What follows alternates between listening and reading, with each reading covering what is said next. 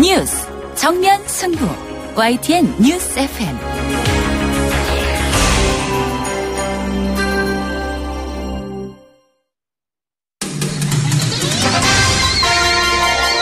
정면 스포츠.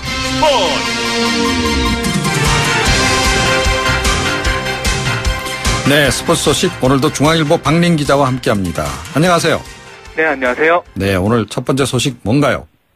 네, 먼저 축구 소식부터 전해드리겠습니다. 네. 잉글랜드 프로축구 토트넘 공격수 손흥민 선수가 오늘 키프로스 아포엘과의 유럽 챔피언스 리그 조별리그 2차전에서 풀타임을 소화하면서 3대0 승리에 기여했습니다. 네. 최전방과 양쪽 측면 공격을 오가면서 슈팅을 5개나 때렸지만 또 아쉽게 골로 연결되지는 않았습니다. 그렇군요. 다른 경기 소식도 좀 전해주세요. 네, 같은 조 스페인 레알 마드리드는 독일 도르트문트를 3대1로 꺾었는데요. 레알 마드리드 공격수 호날두 선수가 후반 4분과 34분에 2골을 터뜨리면서 승리를 이끌었습니다. 네. 토트넘과 레알 마드리드가 나란히 2연승을 달리면서 H조 공동 선두가 됐고요. 두 팀은 다음 달 18일에 스페인 마드리드에서 맞붙습니다. 네, 손흥민 선수가 호날두 선수하고 함께 경기를 뛴다 이런 얘기도 있던데요. 네, 맞습니다. 이번에 첫 맞대결을 펼치게 됐습니다. 다음 달 18일에 3차전에서 맞붙게 됐고요. 네. 사실 호날두 선수는 손흥민 선수의 롤 모델입니다. 아, 예. 네, 손흥민 선수가 학창 시절에 PMP로 호날두 영상을 반복해서 보면서 연구를 했고요. 특히 무회전 프리킥도 호날두를 벤치마킹 할 정도입니다. 예. 오늘 손흥민 선수가 경기 후에 현지 취재진과의 인터뷰에서 좋아하는 호날두와 맞대결을 앞둬서 너무 설렌다면서도 경기에서는 호날두든 메시든 상대 선수인 만큼 경쟁에서 이겨야 한다. 또 이러면서 필승을 다짐했습니다. 네. 아니 그러면 일종의 이제 롤 모델이었으면 많이 따라하기 이런 거 했겠네요. 네, 맞습니다. 사실 대표팀 훈련을 지켜보다 보면 손흥민 선수가 또 로날도 이렇게 외치면서 드리블을 하기도 하는데요. 로날도는 호날두 선수의 또 영어 이름 표기이기 때문에 네. 그 정도로 따라할 만큼 굉장히 좋아하고요. 등번호 7번도 사실 호날두 선수의 7번을 따라할 정도입니다. 아, 그렇군요. 관심이 확 갑니다. 그 경기. 네. 놓치지 않고 꼭 봐야 될 것 같고요. 국내 프로야구 지금 어떻습니까? 네, 지금 현재 굉장히 치열한 승리 싸움이 벌어지고 있습니다. 특히 기아와 두산이 또 반경기 차로 선두를 다투고 있는 상황이고요. 네. 또 기아는 현재 5경기를 남겨뒀고 두산은 4경기를 남겨둔 상황이고요. 오늘은 두산이 KT와 경기를 치르고 있습니다. 네. 지금 최우수 선수 경쟁도 뜨겁다고 하던데. 네, 맞습니다. 우선은 기아 투수 양현종 선수가 또 19승으로 다승 단독 선두를 달리고 있어서요. 네. 또 강력한 MVP 후보로 꼽히고 있고요. 또 같은 팀 18승 투수 헥터 선수와 또 타점 1위를 기록 중인 최용호 선수도 후보입니다. 그리고 SK 최정 선수는 홈런 46개를 때려서 또 2년 연속 홈런왕을 예약했고요. 네. 강력한 대항마로 꼽히고 있습니다. 두산 타자 김재환 선수 같은 경우에도 타격 전 부분에서 상위권을 달리고 있어서 또 후보로 거론되고 있습니다. 네. 이 새 국가대표 선수촌이 문을 열었다고 하던데 어딥니까? 네, 진천 국가대표 선수촌이 8년간의 대규모 공사를 마치고 오늘 공식 개촌했습니다. 충북 진천인 거죠? 네, 맞습니다. 충북 진천군 광해원면에 위치를 했고요. 공사비는 5,130억 원이 들었고요. 네. 전체 면적은 159만 제곱미터인데 태릉 선수촌의 5배 규모고요. 어이구.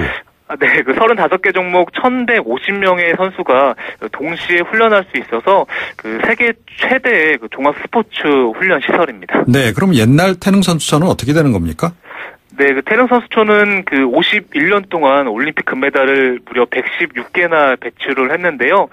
현재 일부 핵심 시설을 또 근대 문화유산으로 지정하는 방식이 또 계속해서 논의가 진행 중에 있고요. 또 일각에서는 또 태릉과 강릉 사이에 위치해서 또 세계 문화유산과 너무 가까운 위치라서 또 폐쇄를 해야 된다 또 이렇게 주장하는 쪽도 있습니다. 네, 알겠습니다. 오늘 말씀 고맙습니다.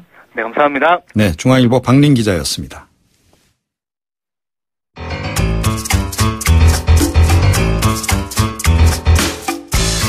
뉴스 정면 승부.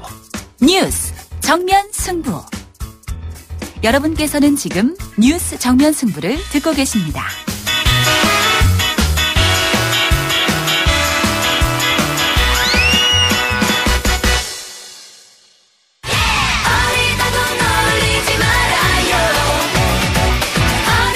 주간 아이돌 어리다고 놀리지 말아요.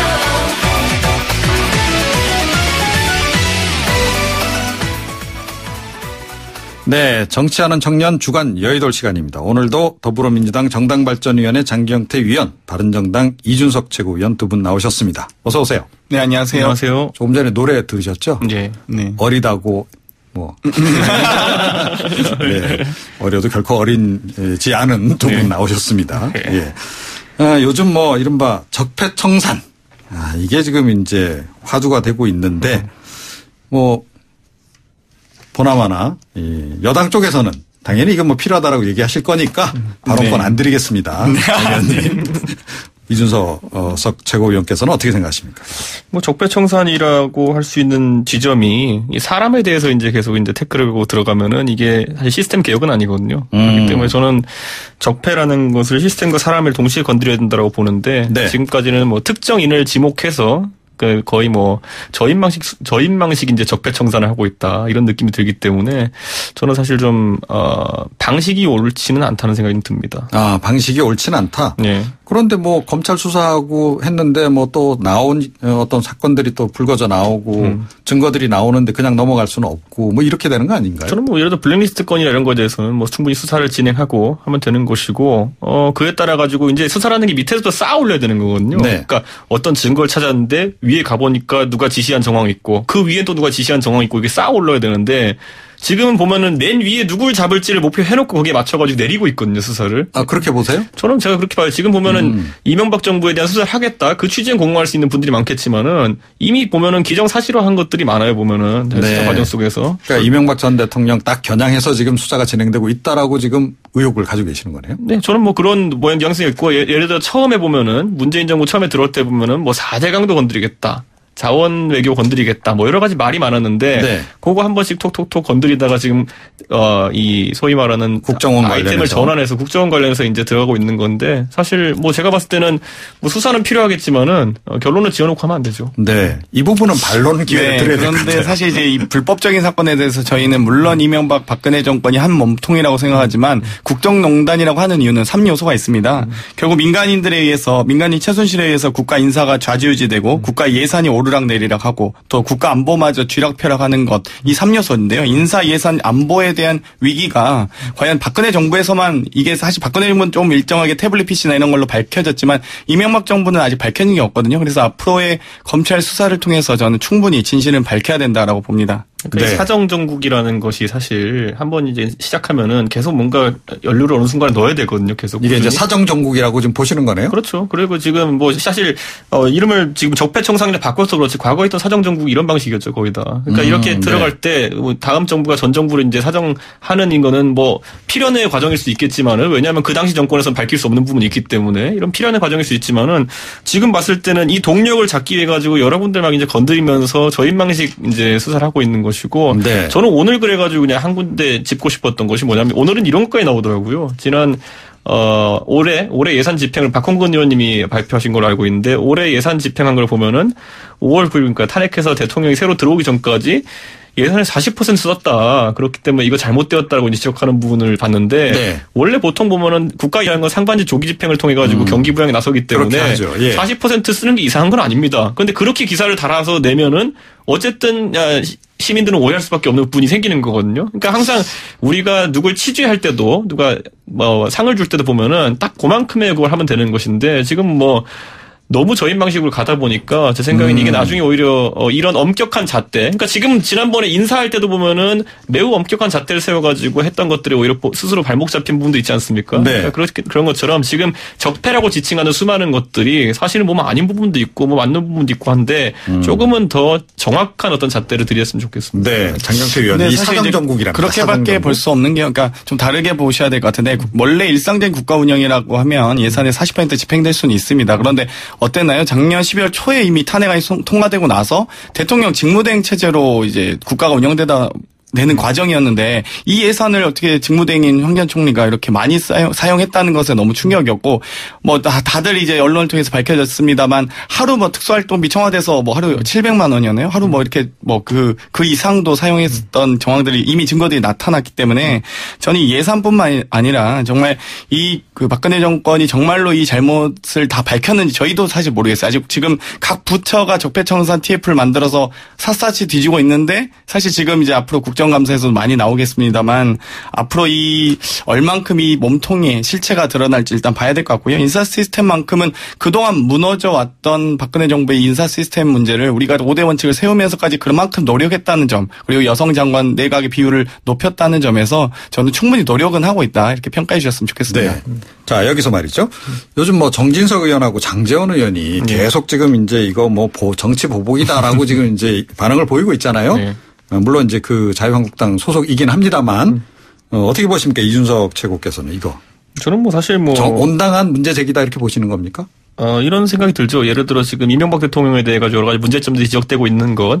이것은 다른 사람에 대한 문제 제기를 막을 수는 없는 겁니다. 그러니까 예를 들어 문제가 있다고 하면 그건 문제대로 책임을 질 사람도 있어야 되는 것이고 네. 지금 이런 형태로 나올 것이 아니라 자유한국당 쪽에서 좀 오해를 살 만한 타이밍에 지금 이렇게 물타기 비슷하게 느껴질 정도로 이렇게 나오고 있는데 예. 오히려 이게 저는 상당히 중요한 문제들을 너무 이제 당리당략에 사용하고 있는 거 아닌가라는 생각하게 돼가지고요. 네. 좀 이런 부분은 부적절한 부분이 보인다라는 생각이 듭니다. 바른정당 쪽에서도 좀 공감하는 분들이 상당히 좀 있는 거 아닙니까? 지금? 바른정당에서는 결국에는 저희 대변인 논평을 보면은 양측이 왜 이렇게 정략적인 이런 대결을 하느냐라는 식으로 이제 양비론적인 자세를 좀 취했는데 저는 사실 맞다고 보는 게 지금 시점에서 아까 제가 말씀드린 것처럼 그 적폐청산이라는 구호 하에서 좀 과도하게 나가는 건 더 맞고 그리고 또 무엇보다도 예를 들어 전 정권에 책임질 일이 있으면은 겸허하게 책임지면 되는 겁니다. 거기에 대해 지금 뭐 노무현 대통령에 대한 의혹을 뭐 제기한다든지 하는 것이 결코 그걸 덮고 가는 일이 아니거든요. 근데 김무성 의원이 이게 문재인 정부가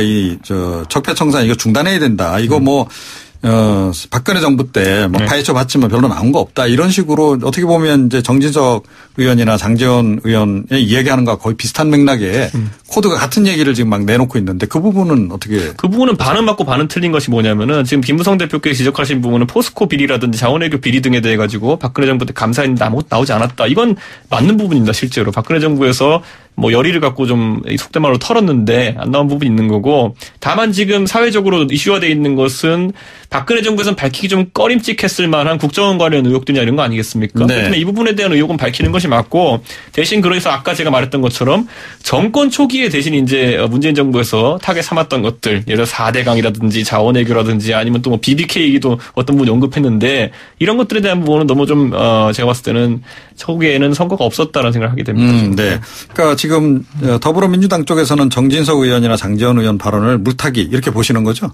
그렇죠. 네. 그러니까 너무 지나친 양비론이라고 생각을 하고요. 사실 지금 정진석 그러니까 전 대표 원내대표께서 국민의 상식으로는 정말 도저히 납득할 수 없는 발언들을 너무 말씀을 많이 하신다고 생각하는데 문재인 정부는 국가기관의 선거 개입 그리고 문화예술인 언론인 등에 대한 탄압 그리고 이런 불법적인 사안에 대해서 조사하고 있는 건데 어떻게 조선시대 때 사화와 비교합니까? 정말 역사 공부하신 분이라고 하면 정말 좀 이해를 좀 달리하실 거라고 생각하고요. 네. 사실 저희가 2008년 광우병 집회가 있었습니다. 그때 박수 받았던 정말 MBC 기자들은 철저히 탄압당하고 잘려 나갔었습니다. 마치 기자가 아이스링크에서 청소까지 해야 되는 그런 상황까지 갔는데요. 이걸 또 국정원이 오늘 밝혀졌습니다만 최승호 PD를 쫓아낸 걸 성과라고 또 심지어 VIP 보고 즉 대통령 보고까지 올렸던 이런 문건들이 지금 계속 발견되고 있지 않습니까? 그러니까 사실 박근혜 정부만이 아니라 이명박 정부에서 이 정말 국가 인사 이런 개입 문제뿐만 아니라 민간인에 대한 사찰까지도 지금 드러나고 있기 때문에 정치인에 대한 비리 혹은 보복 이런 정도 수준의 문제가 아니고 국가 운영 혹은 그 국민의 권리까지도 지금 침해하는 사안이 발생했기 때문에 저희가 이렇게 좀 열심히 좀 그리고 좀 진중하게 해야 된다고 생각합니다. 네, 이게 정진석 의원하고 이 장제원 의원이 그러면 왜 그런다라고 지금 보시는 겁니까? 물타기를 시도하는 의도. 거기 어디에 있다고 지금 보시는 겁니까? 노회찬 의원님이 잘 말씀하셨던데요. 당연히 살충제를 먹이가 싫어할 수밖에 없는 그런 상황이라고 생각하고요. 당연히 지금 자유한국당에 대한 어떤 좀 조사가 임박해 있다 보니까 그런 말씀들을 좀 무리해서 하시는 것 같습니다. 그러니까 이게 이제 본인들 개인적으로 연관된 부분이 있어서 그런 거라고 하는 분석과 더불어 정지석 의원 같은 경우 그 당시 이제 정부 수석 하지 않았습니까?